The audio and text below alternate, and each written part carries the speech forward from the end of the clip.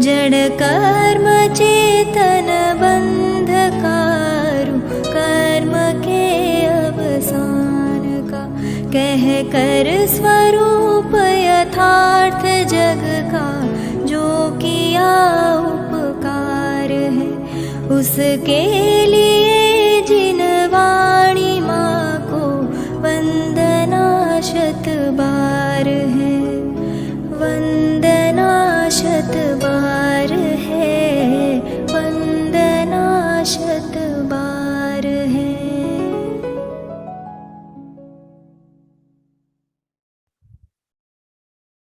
जय श्री ओम नमः सिद्धेभ्यः।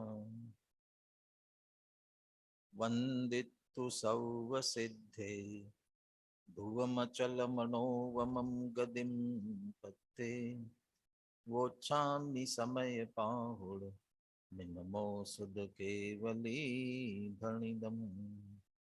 नमः समय साराय स्वानुभूत्या चकासते, चित्स्वभावाय भावाय सर्वभावान्तरच्छुदे।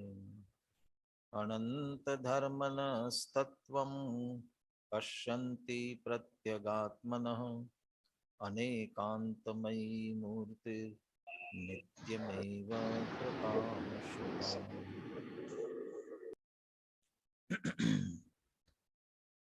आचार्य कुंद कुंद देव विरचित समय सार परमागम, आचार्य अमृत चंद्र कृत आत्मख्याति टीका, बंध अधिकार की अपनी चर्चा चल रही है।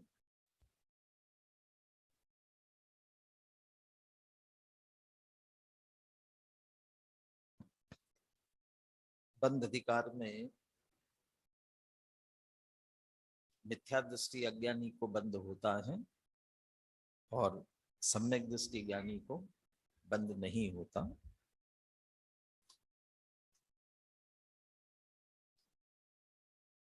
चश्मा गड़बड़ आ गया, मुझे पढ़ने में दिक्कत आ रही है, दूसरा लेके आ गया। मैं कह रहा हूं दिक्कत क्यों हो रही है।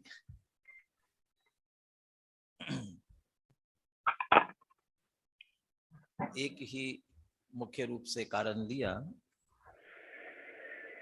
रागादि अशुद्ध भाव। लेकिन रागादि अशुद्ध भाव का तात्पर्य अपने आप को रागी समझना, रागी मानना, राग में एकत्व बुद्धि का होना। और जिसे राग में एकत्व बुद्धि है तो जिन पदार्थों के प्रति वह राग है उन पदार्थों के प्रति एकत्व बुद्धि तो सहज ही कही जाएगी, सहज ही मानी जाएगी। इसलिए दोनों स्थितियों में कहा, बाहर जो चार कारण बता दिए वो लोक में हैं, लेकिन वास्तव में उनसे बंध नहीं होता। जिन्हें बंध हो रहा है वो उस अपनी अज्ञान जनित एकत्व बुद्धि वाले राग परिणति से बंध हो रहा है। और वही परिस्थिति सम्यक दृष्टि के सामने होते हुए भी उसे चूंकि राग में एकत्व बुद्धि नहीं है इसलिए उसे बंध नहीं हो रहा है। और कल की जो कलश की चर्चा अपन ने की थी उसमें स्पष्ट ये कहा था कि वे करोति और जानाति ये परस्पर विरुद्ध है। और जो राग कर रहा है, राग में एकत्व बुद्धि कर रहा है, वह वस्तु स्वरूप को नहीं जानता, आत्म स्वरूप को नहीं जानता है। इसलिए ये दोनों परस्पर एक दूसरे के विरुद्ध हैं, एक दूसरे में परस्पर में इनका विरोधीपना है। अगले कलश में इसी की चर्चा अमृतचंद्र आचार्य करने जा रहे हैं। 167 नंबर का कलश है।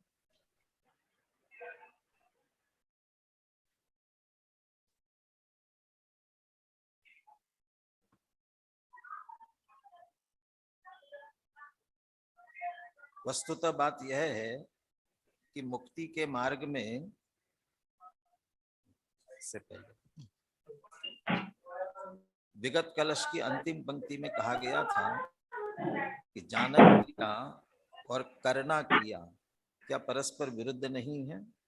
अब आगामी कलश में इसी बात को विस्तार से स्पष्ट करते हैं कि ये दोनों परस्पर में विरुद्ध है, जानन क्रिया और करने वाली क्रिया। जानना और करना ये परस्पर विरुद्ध है। कैसे विरुद्ध है देखिए, जानाति यः स न करोति, करोति यस्तु जानात्ययं न खलु तत् किल कर्म रागम्, रागं त्वबोधमयमध्यवसायमाहुः, मिथ्यादृशा स नियतं स च बन्ध हेतु। यह जानाति जो जानता है, स न करोति वह करता नहीं है, करोति यस्तु जानाति अयम न खलु, और यह करोति स न जानाति वह जानता नहीं है। सामान्य तरीके से तो ऐसा लगेगा, बल्कि लोक में तो ये समझते हैं जो समझदार है उनको तो अच्छी तरह से काम करना चाहिए। यदि समझदार जानकार जानने वाले करेंगे तो काम अच्छा होगा। और यह करोति न जानाति, करता तो है पर जानता नहीं है। अब बिना जाने यदि कर रहा है तो ऐसे ऐसे करने वाले तो काम बिगाड़ेंगे। ऐसे ऐसे करने वालों से तो काम होना नहीं चाहिए। लेकिन लोक में जिस कार्य के करने के संदर्भ में जानकारी, किसी को डॉक्टरी का अच्छा ज्ञान नहीं है और यदि डॉक्टरी का काम कर रहा हो तो बिगाड़ेगा। तो यहाँ जानाति और करोति ये जो दो परस्पर विरुद्ध बात की बात कर रहे हैं, वहां तो वास्तव में जानना भेद विज्ञान पूर्वक वस्तु स्वरूप को जानना है, वस्तु स्वरूप के साथ आत्म स्वरूप को जानना है। और जो आत्म स्वरूप को जानता है वह आत्मा का स्वरूप भली भांति ये जानता है कि आत्मा का स्वरूप जानना देखना है। इसलिए आत्मा तो जानने की क्रिया कर सकता है, जानने का कार्य कर सकता है। तो यह जानाति का मतलब है ये सब जानता है। पहले वस्तु स्वरूप, उसमें से आत्म स्वरूप, और वो आत्म स्वरूप का जो स्वरूप है ये जानने का कार्य, ये सब जो जानने वाला है। और जब वो जानता है दो बातें, वस्तु स्वरूप में ये जानता है कि एक द्रव्य दूसरे द्रव्य का कुछ कर नहीं सकता, क्योंकि प्रत्येक द्रव्य में अपना अपना कार्य करने की सामर्थ्य है। पीछे तो पांडे राजमल जी ने कलश टीका में ऐसा लिखा, कोई ऐसा कहे कि वस्तु में अनंत गुण होते हैं, कोई एक गुण ऐसा भी होगा जो दूसरे द्रव्य का कार्य करे, कर दे, ऐसा भी एक गुण हो जाए। तो कहते हैं जी अनंत गुण अनंत धर्म तो है, लेकिन किसी द्रव्य में ऐसा गुण नहीं है कि दूसरे द्रव्य का कार्य कर सके। दूसरी तरफ ऐसा भी समझ सकते हैं, समझना चाहिए कि किसी द्रव्य में ऐसी कोई कमी नहीं है कि उसे अपना काम कराने के लिए, होने के लिए किसी दूसरे की जरूरत पड़े। उसका कार्य भी अपने आप से सामर्थ्य से हो रहा है। इसलिए एक द्रव्य दूसरे द्रव्य का करता नहीं है, नहीं करता है, ये वस्तु स्वरूप जानता है। जानाति, यह जानाति, तो उसके जानने में ये बात शामिल है, एक द्रव्य दूसरे द्रव्य का करता नहीं है, कर ही सकता नहीं। सारी आगे चर्चा इसी बात की चलने वाली है। अभी विद्यार्थी गाथाओं का पाठ कर रहे थे ना, आगे की यही बात सब आने वाली। वो उसकी भूमिका रूप ही एक तरह से गाथा है, कलश है ये वाला कलश। तो जानाति में ये सारी बातें शामिल हैं। पहली बात, वस्तु स्वरूप जानता है, और उस वस्तु स्वरूप में एक द्रव्य दूसरे द्रव्य का करता नहीं, ये शामिल है। और दूसरा, अपनी आत्मा का स्वरूप जानता है, और अपनी आत्मा का स्वरूप है ज्ञाता दृष्टा। जानना देखना, और चूंकि जानना देखना है इसलिए करना स्वरूप है ही नहीं उसका। ये सारा जानने वाला। अब ये जो जानने वाला है ये सम्यक दृष्टि है, यथार्थ दृष्टि वाला है। अब दूसरी तरफ, अब इस चूंकि ये बहुत अच्छी तरह से श्रद्धान में उतर गया है, इसलिए उसे कभी विकल्प की बात अलग है, मैं करूं मैं करता हूं ऐसा कहने की बातचीत में, व्यावहारिक दृष्टि से कहने की विकल्प एक बात आवे, परंतु श्रद्धान में कभी भी ये नहीं आता है कि मैं करता। इसलिए यह जानाति स न करोति। अब करोति वाला क्या है? अब इसके उल्टा, वो जानते ही नहीं है, उसे तो ये लगता है कि सब एक दूसरे के लिए सहयोग करना चाहिए, और ऐसे करने वाले वे परस्पर उपग्रह जीवा नाम का भी अर्थ यही लगाते हैं। परस्पर एक जीव दूसरे द्रव्य का कार्य करते हैं, सहयोग करते हैं, वो सब कर्तापना ही दिखाई देगा वहां पर।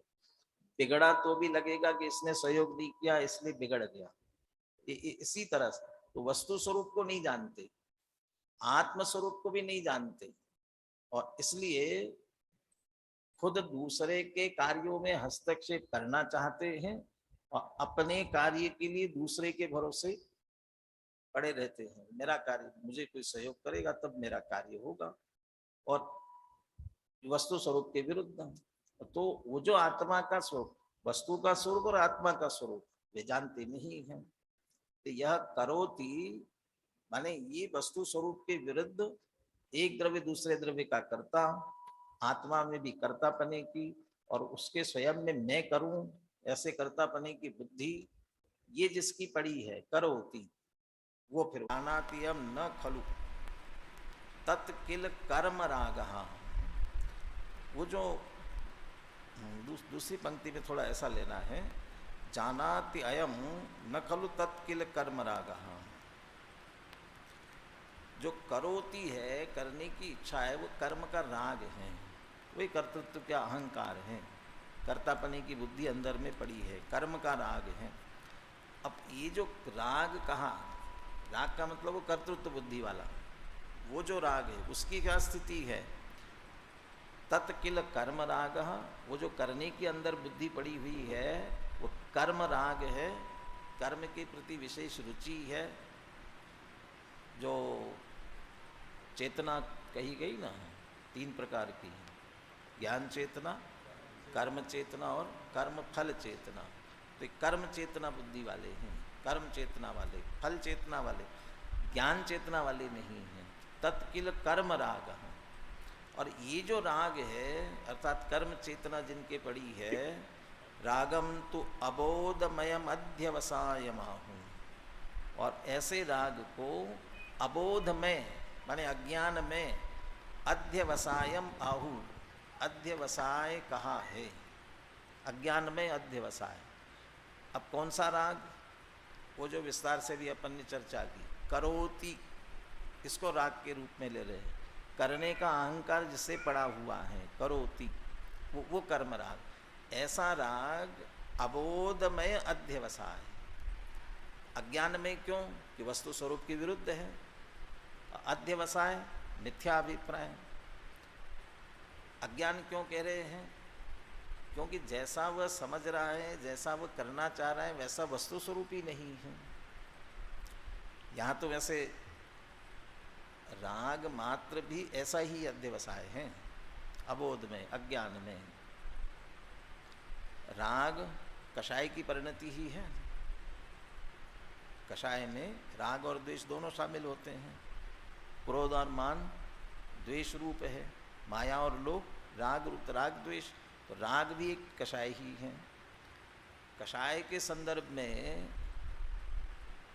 टोडरमल जी ने क्या लिखा?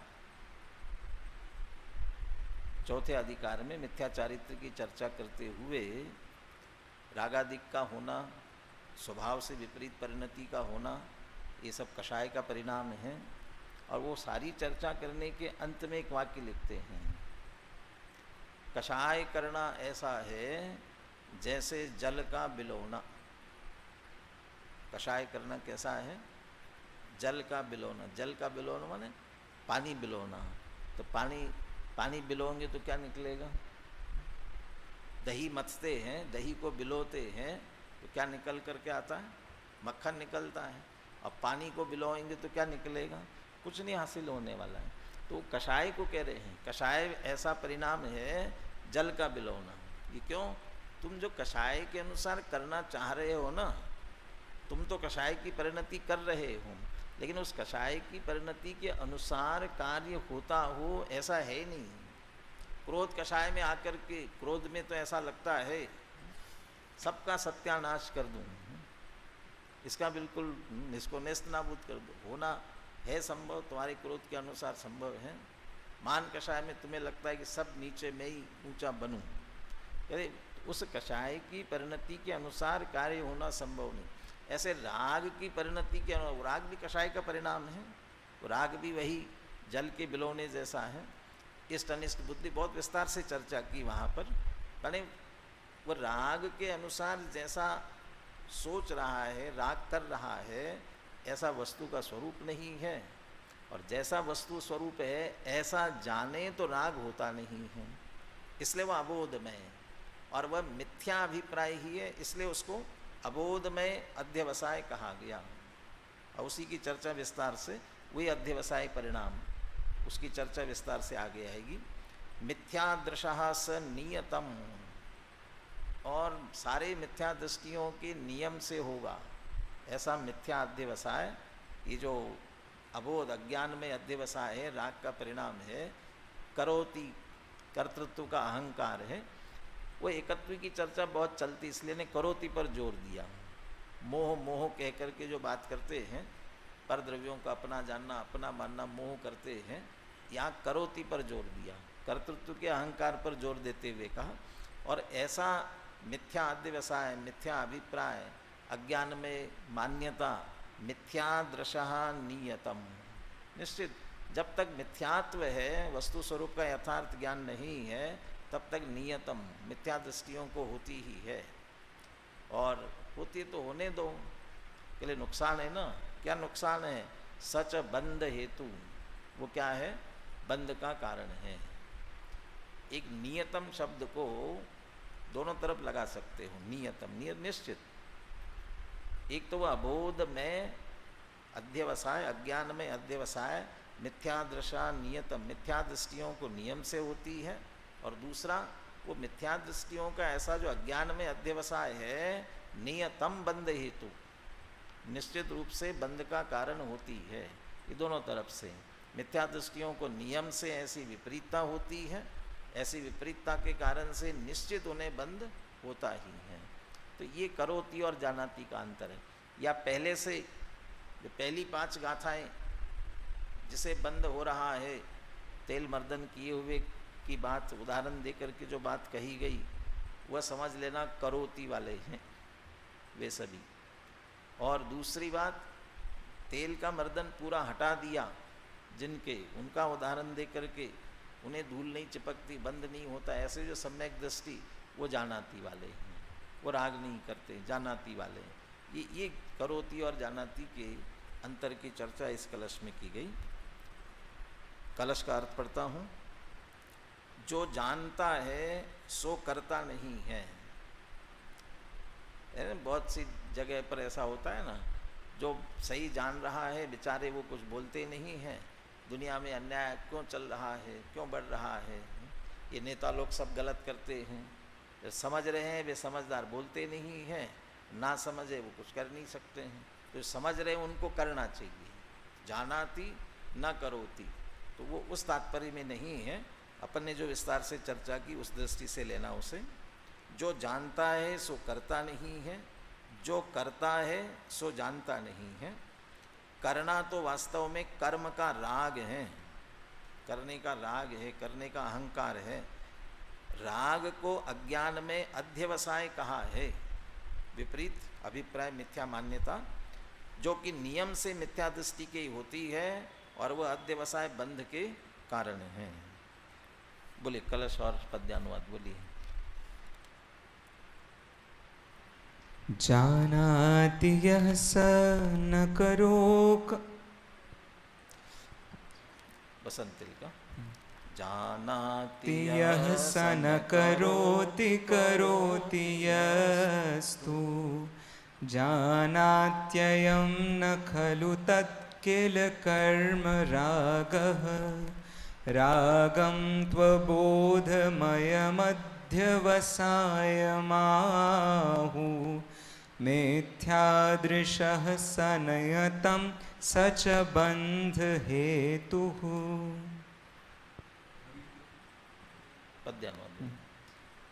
जो ज्ञानी जन हैं जानते वे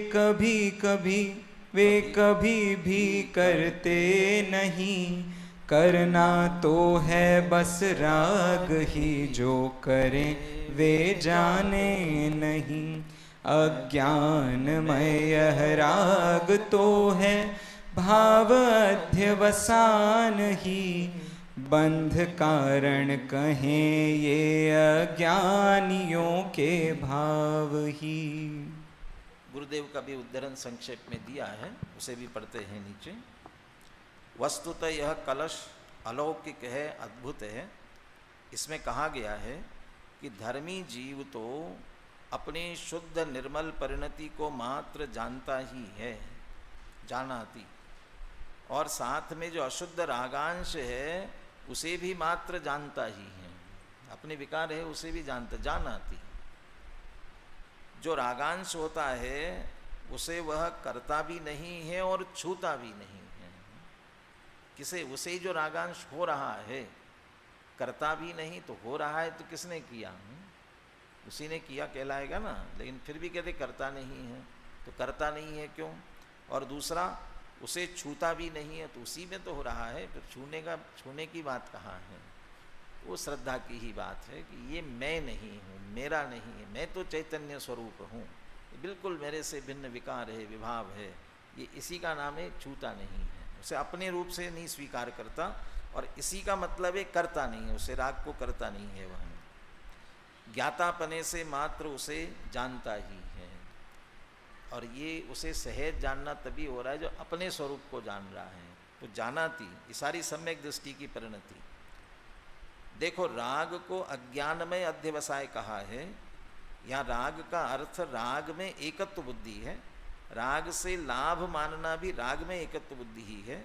जिसे ऐसा अज्ञान में अध्यवसाय है वो नियम से मिथ्या दृष्टि है, क्योंकि उसकी ऐसी मिथ्या मान्यता है कि मैं जीवों की दया का पालन करता हूँ, दूसरों को मार या जिला सकता हूँ।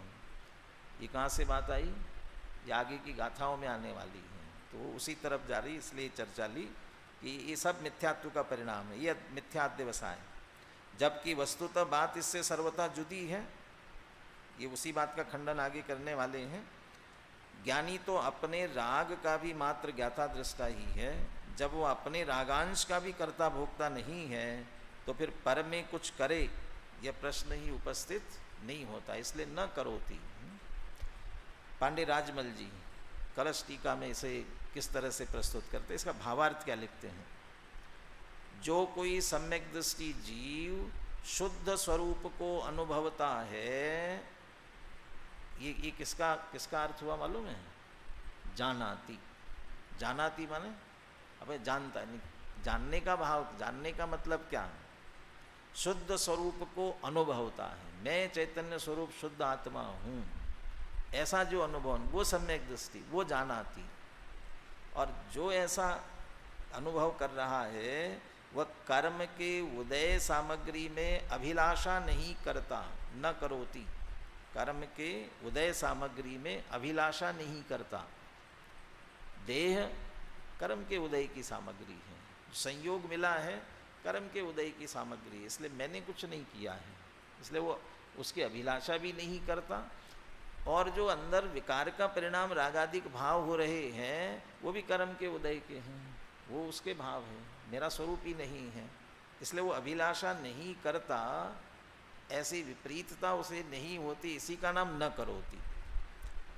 और जो कोई मिथ्यादृष्टि जीव कर्म की विचित्र सामग्री को आप जानकर अभिलाषा करता है, देहादि में एकत्व बुद्धि, धनादि में ममत्व बुद्धि, स्त्री पुत्र कुटुंब परिवार में ममत्व बुद्धि, रागादि में भी उपादेय बुद्धि, ये सब ये अभिलाषा करना, और सब कर्म के उदय जनित परिणाम है। वह मिथ्या दृष्टि जीव शुद्ध स्वरूप जीव को नहीं जानता, इसीलिए इनमें एकत्व बुद्धि कर रहा है। भावार्थ इस प्रकार है, मिथ्या दृष्टि जीव को जीव के शुद्ध स्वरूप का जानपना घटित नहीं होता, क्योंकि ये करोति वाला है। तो करोति यह स न जानाति, और इसके विरुद्ध यदि सम्यक दृष्टि है जानाति, तो उसे ऐसा मिथ्या अहंकार करोति वाला अहंकार उसे नहीं होता है। बनारसीदास जी का भावानुवाद पढ़ते हैं आगे। जब लग जीव शुद्ध वस्तु को विचारे ध्यावे, तब लग भोग सो दासी सर्वंग है। भोग में मगन तब ज्ञान की जगन नाही, भोग अभिलाष की दशा मिथ्यात अंग है। ताते विषय भोग में मगन सो मिथ्याति जीव, भोग सो दास सो सम कित्य भंग है। ऐसी जानी भोग सो दास वह मुक्ति साधे, यह मन चंग तो कठौती माही गंग है। सम्यक दृष्टि के लिए किन शब्दों में कह रहे हैं? हा? मन चंगा तो कठौती माही गंगा, लोक में कहावत चलती है। जब लग जीव शुद्ध वस्तु को विचारे ध्यावे, तब लग भोग सो उदासी सर्वंग है। इष्टोपदेश का कलश सुनाया था कल। यथा यथा समायाति संवित्तौ तत्वमुत्तमम, तथा तथा न रोचन्ते विषया सुलभा अपि।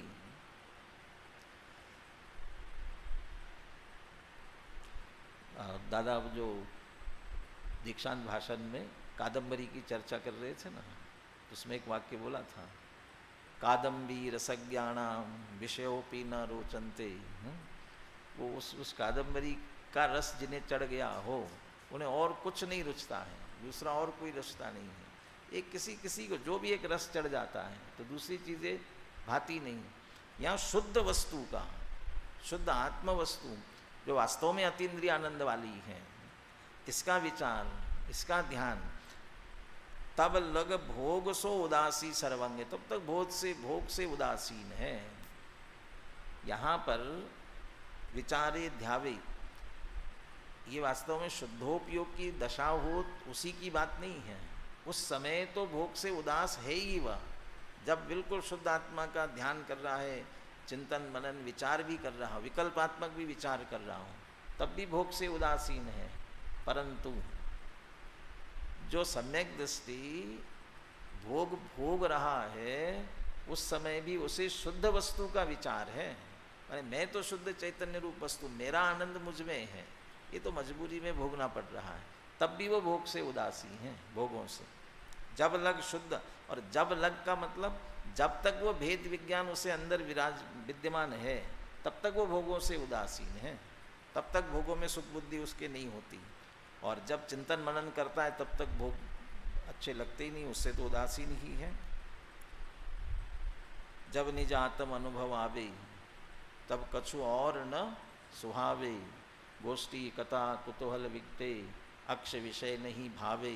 ये सब उससे सहज उदासीन हो जाता है। भोग में मगन तब ज्ञान की जगन नाही, जो भोग में मग्न हो रहे हैं, पर द्रव्यों से सुख मान रहे हैं, उसमें लगे हुए हैं, वस्तु स्वरूप को नहीं जानते, आत्मा को नहीं जानते, इसलिए ज्ञान की जागृति उनके नहीं, और ज्ञान की जागृति नहीं इसीलिए उसमें लगे हुए हैं। भोग में मगन तब ज्ञान की जगन नहीं, ज्ञान की जागृति नहीं है। भोग अभिलाष की दशा मिथ्यात अंग है, और जिन्हें भोग की अभिलाषा निरंतर पड़ी है वो मिथ्यात्व की दशा ही समझना चाहिए। ताते विषय भोग में मगन सो मिथ्याति जीव, भोग सो उदास सो समकिति अभंग है। इसलिए जो विषय भोगों में मग्न है, ये मग्न शब्द, इसकी चर्चा अभी आदरणीय छोटे दादा ने अनुशीलन लिखा अगले, उसमें वो विशेष चर्चा की, वहीं उसकी बात करेंगे। भोग में मगन सो मिथ्याति जीव, और भोग सो उदास सो समकिति अभंग है, जो भोग से उदासीन। अब वही बात, भोग से उदासीन का मतलब भरत चक्रवर्ती, 96,000 रानियाँ, इतना ठाट बाट, उनका भोजन कैसा, क्या क्या होता है, गुरुदेव के प्रवचनों में आता है ना, कितने गायों का दूध, कितने गायों को पिलाना, ऐसा करते करते एक गाय जो आखिरी की, उस गाय का दूध निकाल के खीर बनाना, और वो इतनी गरिष्ठ है कि वह सेना उसका एक और सेवन करे तो सबको पेचिस लगे, पचा नहीं सकते ऐसा भोजन, ऐसा सभी ठाट बाट। और उनके लिए कह रहे हैं भोग सो उदास सो समकीति अभंग है, वो उदासीन है, वो भोगते हुए, वो भेद विज्ञान की वो धारा। ऐसे जानी भोग सो उदास वे मुक्ति साधे, ऐसा जान करके सम्यक दृष्टि भोग से उदासीन रह करके मुक्ति की साधना करते हैं मन चंगा, क्योंकि वो चैतन्य स्वरूप आत्मा दृष्टि में आया है। तो कठौती में गंगा का मतलब ये है अभी मुक्ति आ गई है। हंस स्मरसि द्रव्याणी परद्रव्यम, ऐसा एक श्लोक आया और उसके अंत में ऐसा लिखा मुक्ति किम तेन हस्तगा। जब परद्रव्यों से भिन्न अपने चैतन्य स्वरूप आत्मा का चिंतन, आत्मा का मनन, आत्मा जिनकी दृष्टि में आ गया है, मुक्ति किम तेन हस्तगा, उनके हाथ में मुक्ति आ गई, मानो मुक्ति आ गई है। अनेकों कलशों में ऐसा लिखा पीछे स तो मुक्त एव, अभी तो सम्यक दृष्टि हुआ है, वो तो मुक्त हो गया उसी समय। इसलिए कह रहे हैं यह मन चंगा तो कठौती में गंगा, यही मुक्ति है। वो इतनी वो भिन्न चैतन्य स्वरूप आत्मा दृष्टि में आ गया तो मानो मुक्ति ही आ गई। तो इसलिए मन, जैसे ये नीचे दिया स्पष्टीकरण इसका, कठौती में गंगा माने जो शुद्ध मन से, वो लकड़ी के, यहाँ राजस्थान में पानी की बहुत कमी रहती है ना, तो पानी नहाया हुआ पानी और किसी काम में आ जाए, तो इसलिए वो लकड़ी का ऐसा बर्तन होता है बड़ा, उस बर्तन में बैठ के नहाते हैं, फिर वो पानी जानवरों के लिए और काम में लेते हैं। अब वो गंगा में जा कर के डुबकी लगाए और अशुद्ध मन से, पापी मन से लगाए तो काहे कि गंगा उसके लिए पवित्र है। और जो उस लकड़ी की कठौती में बैठकर नहा रहा हो, मन पवित्र है, तो इसलिए मन चंगा, तो उसके लिए तो वो वही गंगा है। तो ये लौकिक में कहा जाता है, उसका उदाहरण दे करके बात करी। अगले पेज पर 362 पेज पर ध्यान रहे, इस छंद में भोगने की क्रिया या भोग भोगने के भाव को मिथ्यात्व नहीं कहा है। भोगने की क्रिया या भोगने का भाव ये मिथ्यात्व नहीं है। यदि इसे मिथ्यात्व कहा जाए तो चौथे गुणस्थान वाले, पांचवें गुणस्थान वाले भी भूमिका अनुसार भोग भोगते हैं और भोगने का भाव भी आता है, वो भी सब मिथ्या दृष्टि हो जाएंगे। तो वो मिथ्यात्व, मिथ्यात्व क्या है? भोगों में मगनता को मिथ्यात्व कहा है। और मग्नता का मतलब यही सुख है, इसी में से सुख मेरा, वास्तविक सुख यही है, इसके बिना सुखी नहीं हो सकते हैं। ये भोगों की मगनता, मैं भोग भोगता हूँ, मैं भोगता हूँ और भोग करके आनंद आया, ये भोगों की मगनता। क्योंकि भोगने रूप क्रिया तो जड़ की क्रिया है, भोगने का भाव रूप राग चारित्र गुण की विकृति है, किंतु भोगों की मग्नता, भोगों में सुख बुद्धि श्रद्धा गुण की मिथ्यात्व रूप विपरीत दशा है। तो वो मिथ्यात्व है, इसलिए उसको मिथ्यात्व का या मग्नता का अर्थ चारित्र की कमजोरी न लेकर श्रद्धा के दोष के रूप में लिया गया है। वैसे ये करोति जानाति, इसकी बात को तत्काल लेते हुए आगे के गाथाओं की चर्चा प्रारंभ होती है, लेकिन बनारसी दास जी ने बीच में पुरुषार्थ की चर्चा ली है, 4 प्रकार के पुरुषार्थों की चर्चा ली है। और भी छंद है, लेकिन वो 4 पुरुषार्थ संबंधी चर्चा वाले छंद या अनुशीलन भी लिए हुए हैं, इसलिए अभी अपन उनकी चर्चा करते, सरल है। इसलिए 3 जो छंद हैं, इन तीनों छंदों की चर्चा करते हैं। गाथाओं की चर्चा अपन कल प्रारंभ करेंगे। बोलिए। धर्म अर्थ अरु काम शिव, पुरुषार्थ चतुरंग, कुधि कल्पना गही रहे, सुधि गहे सर्वंग। चतुरंग पुरुषार्थ, 4 पुरुषार्थ कहे जाते हैं। प्रसिद्ध है धर्म, अर्थ, काम और मोक्ष, ये 4 पुरुषार्थ हैं। बराबर। अब अपने अपने मन में विचार करना, अपने अपने सोच लेना। धर्म पुरुषार्थ माने क्या होगा, अर्थ पुरुषार्थ माने क्या होगा, काम पुरुषार्थ माने क्या होगा, मोक्ष पुरुषार्थ माने क्या होगा, क्या होता है, विचार कर लेना। और बनारस दास जी कहते हैं, कुधी कल्पना गही रहे। जो मिथ्या दृष्टि अज्ञानी है, अज्ञानी लोग, वो अपनी अपनी कल्पना से इनका अर्थ समझते हैं, मानते हैं, परंतु सुधी गहे सर्वंग। और ज्ञानी चारों पुरुषार्थों को बहुत अच्छी तरह से समझते हैं और ग्रहण करते हैं। उनके जीवन में चारों पुरुषार्थ हैं। यही बात अब एक छंद में तो ये कहेंगे कि वास्तव में क्या स्वरूप है वास्तव में, और अज्ञानी क्या समझते हैं। और फिर अगले छंद में ज्ञानी के जीवन में चारों पुरुषार्थ कैसे हैं, ये दोनों बातें करेंगे। बोलिए अगला छंद। कुल को आचार ताहि मूरख धर्म कहे, पंडित धर्म कहे वस्तु के स्वभाव को। खेह को खजानो ताहि अज्ञानी अर्थ कहे, ज्ञानी कहे अर्थ दरब दरसाऊ को। दंपति को भोगता ही दुर्बुद्धि काम कहे, सुधि काम कहे अभिलाष चित्त चाऊ को। इंद्रलोक थान को अजान लोग कहे मोख, सुधि मोख कहे एक बंध के अभाव को। कुल को आचारता ही मूरख धर्म कहे। हमें एक व्यक्ति रोज सुबह उठ करके बराबर मंदिर जाता है, व्रत उपवास करता है, नियम से रहता है, ऐसे व्यक्ति को देख करके हमारे चित्त में क्या भाव है, कैसा व्यक्ति है, बड़ा धार्मिक व्यक्ति है, बड़ा धार्मिक है। और ये सब नहीं कर रहा होगा तो ये तो अधर्मी है बिल्कुल। अब वो जो धार्मिक लग रहा है ना, उससे पूछो ना धर्म क्या होता है। मंदिर जाते हो, क्यों मंदिर जाते हो? हमारे बाप दादे जाते थे, पिताजी ने कहा था। अच्छा, जैन मंदिर ही क्यों जाते हो? हम जैन है इसलिए जैन मंदिर जाते हैं। और उनके पिताजी किसी और धर्म को मानने वाले होते तो उस मंदिर जाते, तो वो धर्म होता। यानी वो देखा देखी बिना समझे कर रहे हैं, तो ये कुल के आचार जैसा ही है, तो वो धर्म मानने जैसा है, बिना समझे करने वाला। और वास्तविक क्या है? पंडित धर्म कहे वस्तु के स्वभाव को, वस्तु सहावो धम्मो, वस्तु का स्वभाव धर्म, उस वस्तु के स्वभाव को समझकर होने वाली निर्मल परिणति, उसका नाम धर्म। 10 धर्म है ना, 10 धर्मों का लक्षण प्रत्येक का बिल्कुल निश्चित है ना। क्या है उत्तम क्षमा धर्म? क्या है? क्षमा स्वभावी आत्मा के आश्रय से प्रकट होने वाली निर्मल शांत परिणति। तो आत्मा क्षमा स्वभावी है और उसके आश्रय से सहज निर्मल परिणति प्रकट होती। तो वस्तु का स्वभाव वो धर्म, और उसको यथार्थ जानकर उसी के अनुसार परिणति का होना, वो वास्तविक धर्म है। दूसरा अर्थ पुरुषार्थ क्या है? खेह को खजानो ताही अज्ञानी अर्थ कहे।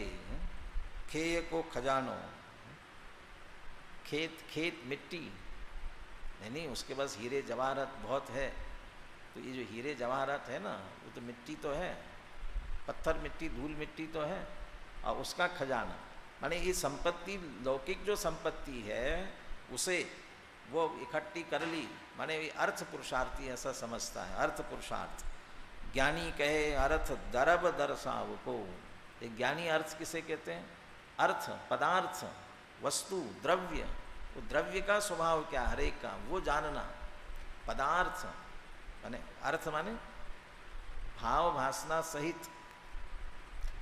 पानी का अर्थ क्या होता है? पानी का अर्थ क्या होता है? वाटर। पानी का अर्थ क्या? पानी का अर्थ है जिसको पीने पर प्यास बुझती है, वो अर्थ है पानी का। माने वो ख्याल में आना चाहिए, उसका प्रयोजन भूत समझो। माने वस्तु क्या है वह? तो दरब दरसाव को, द्रव्य को वो समझना, उसका स्वरूप समझना अच्छी तरह से, इसका नाम अर्थ, अर्थ है ना, इसलिए वो असली अर्थ पुरुषार्थ है। तीसरा कौन सा है? काम पुरुषार्थ। दंपति को भोगता ही दुर्बुद्धि काम कहे, काम सेवन, काम वासना, इसको काम सारा जगत कहता है। और ज्ञानी काम किसको कहते हैं? सुधी काम कहे अभिलाष चित्त चाव को। यहाँ पहले मैंने पढ़ा तो ऐसा लगा कि चित्त की चाहना, अभिलाषा, अंदर अभिलाष, चित्त चाह, चाहना, ये इसको काम कहते हैं। ये नहीं करे चित्त चाव, चाव का अर्थ किया त्याग, माने चित्त में अभिलाषा नहीं होना, और किसकी इच्छा ही नहीं होना, पर की इच्छा ही नहीं होना, 5 इंद्रिय विषय भोगों की इच्छा नहीं होना, ये काम पुरुषार्थ है। स्त्री या पुरुष को देखकर विकृति होना ये काम पुरुषार्थ नहीं है, बल्कि विचलित नहीं होना, उसका नाम काम पुरुषार्थ। वो अर्थ पुरुषार्थ के लिए दादा कहते हैं ना, यहाँ 2000 का नोट तो बंद हो गया, 500 का पहले 2000 का अभी चालू ना, 1000 का बंद हो गया। 2000 का नोट यहाँ पड़ा होगा, पड़ा हुआ हो तो उसको उठा लेना पुरुषार्थ है, कि देखकर उसकी तरफ उठाने का परिणाम न आना पुरुषार्थ है। क्या पुरुषार्थ है? अच्छा, जोर किस में लगता है ज़्यादा? उठाने में क्या है? वो तो सहज परिणति है, आती है, हर एक को होती है, मनोविज्ञान है, तत्काल उठा लेते। क्या है पुरुषार्थ? ये कमजोरी है, ये तो हीनता है। और पड़ा होगा, अपने को क्या लेना देना, होगा किसी का, जिसका होगा वो ले लेगा। देख करके भी भाव नहीं आए, देख करके परिणाम नहीं है, वो काम पुरुषार्थ, अर्थ पुरुषार्थ की बात थी। और यहाँ इच्छा ही नहीं होना, देख करके भी, वस्तुओं को देख करके भी। सुधी काम कहे अभिलाष चित्त चाव को, अंदर के चित्त में से अभिलाषा के त्याग को, उसको काम पुरुषार्थ कहते हैं। इंद्रलोक थान को अजान लोग कहे मोक्ष, वो वैकुंठ जाना, जहाँ कौन कौन कहाँ कैसे कैसे रहते हैं, वहाँ जाके उनकी सेवा करना, ठाठ से रहना, इसी को मुक्ति मानते कहते हैं। लेकिन वास्तविक मुक्ति मोक्ष क्या है? सुधी मोक्ष कहे एक बंध के अभाव, सारे बंधनों से रहित, मुक्त हो जाना, बंधन से रहित। अपने हिसाब से तो मुक्त दशा, मोक्ष दशा, वही वास्तव में मोक्ष पुरुषार्थ है। अब इसकी साधना कैसे होती, ज्ञानी इसकी कैसी कैसी साधना करते हैं, और ज्ञानी के जीवन में चारों पुरुषार्थ कैसे घटित होते हैं, बोलिए। धर्म को साधन जो वस्तु को स्वभाव साधे, अर्थ को साधन विलेच दर्व षट में। यह काम साधन जो संग्रह निरास पद, सहज स्वरूप मुख शुद्धता प्रकट में। अंतर की दृष्टि सो निरंतर विलोके बुध, धर्म अर्थ काम मोक्ष निज घट में। साधन आराधन की सोंज रहे जाके संग, भूल्यो फिर मूर्ख मिथ्यात की अलट में। धर्म को साधन जो वस्तु को स्वभाव साधे, वस्तु के स्वभाव की साधना, वस्तु का स्वभाव कैसा है इसका विचार करना, इसका चिंतन करना, उसी के अनुसार अपनी परिणति बनाना, उसी के अनुसार अपने परिणाम बनाना, ये धर्म की साधना है, ये धर्म पुरुषार्थ की साधना। या धर्म पुरुषार्थ की हम साधना करना चाहते हैं, धर्म करना चाहते हैं, तो क्या करें? वस्तु स्वरूप को जाने, वस्तु स्वरूप विचार खुशी से सब दुख संकट सहा करे, वस्तु को स्वभाव साधे। अर्थ को साधन विलेच दर्व षट में। अर्थ साधना क्या है, अर्थ पुरुषार्थ क्या है, या अर्थ पुरुषार्थ के लिए क्या साधन करे, क्या साधना की जानी चाहिए? विलेच दर्व षट में 6 द्रव्यों को समझो, और 6 द्रव्यों में या भेद विज्ञान दिया। विलेच जो है ना, भिन्न भिन्न, भिन्न भिन्न जानना, प्रत्येक वस्तु की भिन्नता जानना, अर्थात प्रत्येक वस्तु अपने आप में परिपूर्ण है, एक दूसरे से संबंध नहीं है, और सबसे बड़ी बात, मेरे से किसी का कोई संबंध नहीं है। नास्ति सर्वोपि संबंधा पर द्रव्य आत्म तत्वयो। 6 द्रव्यों को समझना और अपने से भिन्न, उनको भी भिन्न भिन्न जानना और अपने से भिन्न जानना। और अपने से भिन्न जानना ये अर्थ है। पंचास्तिकाय में, पंचास्तिकाय माने वो पंचास्तिकाय को जानने का प्रयोजन क्या, गाथा में भी लिखा और उसके टीका में अमृतचंद्र आचार्य ने लिखा, 2 शब्द दिए, अर्थतः अर्थितया। इन पंचास्तिकाय वो काल सहित जोड़ते हैं, उसमें काल सहित पंचास्तिकायों को अर्थतः अर्थितया अवबुद्ध, अर्थतः और अर्थितया अवबुद्ध, और फिर उसमें से निकालते कि अपनी शुद्ध आत्मा को फिर आश्रय लेता है, आश्रय करता है। तो अर्थतः और अर्थितया, तो अर्थतः का किया कि जैसा जिसका स्वरूप है, जिस द्रव्य का जैसा स्वरूप है ऐसा जाना, और अर्थितया का अर्थ किया गर्जू बन करके, प्रयोजन को अर्थ, अपना प्रयोजन अर्थी, मैं इसका अर्थी हूँ, मुझे इसकी गरज है, तो गर्जू बन करके, प्रयोजन का अभिलाषी हितैषी बन करके अर्थितया। तो क्या प्रयोजन उसमें से कि इन सबको जान करके मुझे इसमें से अपना शुद्धात्मा निकालना है, अपनी शुद्धात्मा को जानना, ये प्रयोजन। माने सारे लोक को जानने देखने का प्रयोजन क्या। अरे छोटा सा बच्चा यहाँ आकर के खड़ा हो जाए, बहुत बड़ी भीड़ लगी हो और दौड़ करके आकर के यहाँ खड़ा हो जाए और सब पूरी भीड़ को देखे, क्या प्रयोजन उसका।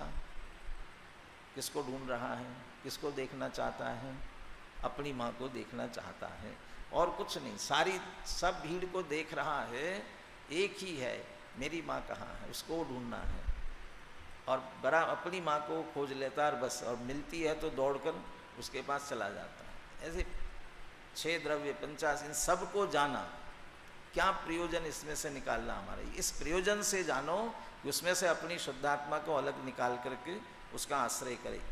ये अर्थ की साधना, विलेच द्रव्य षट में यही काम साधन जो संग्रहे निराश पद।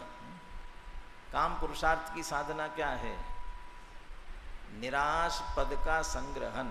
निराश पद माने मुझे कुछ चाह नहीं जग की, यही है चाह स्वामी जी, मुझे कोई इच्छा नहीं है। तो निराश पद का संग्रह माने कोई आशा नहीं रखनी है, किसी पदार्थ की आशा न करना, सब प्रकार की आशाओं से रहित होना। वो निराश माने निराश, लोक में जैसे निराश कहते हैं, हताश कहते हैं, उसकी बात नहीं।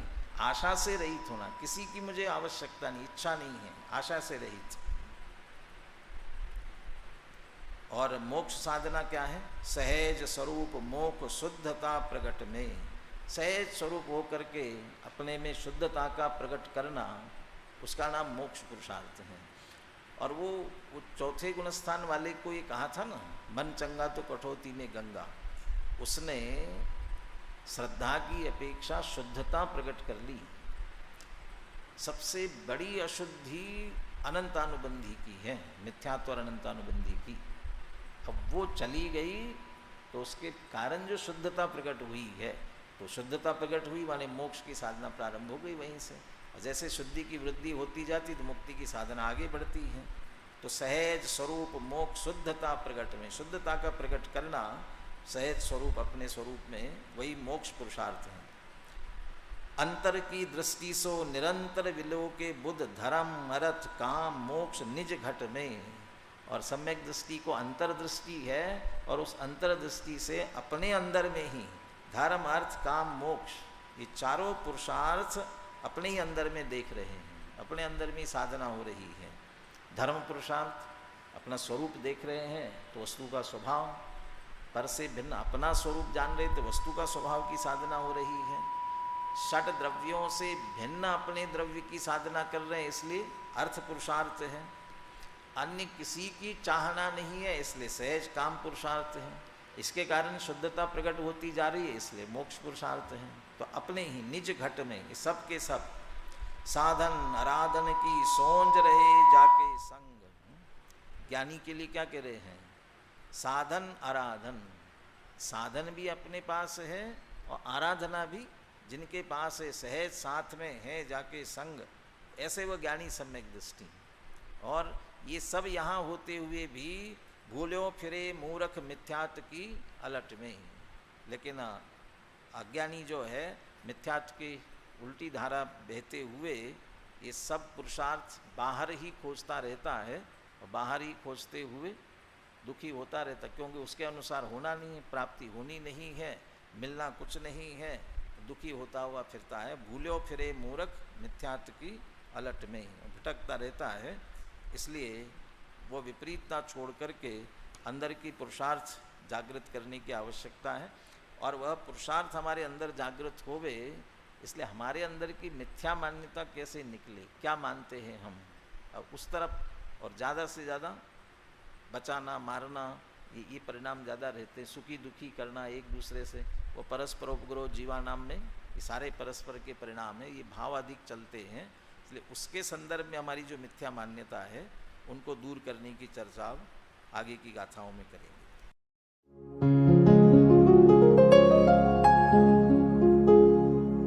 निज निधि निज में बताए, यह अनंत उपकार है उसके लिए जिन वाणी माँ को वंदना शत बार है, वंदना शत बार है, वंदना शत बार है।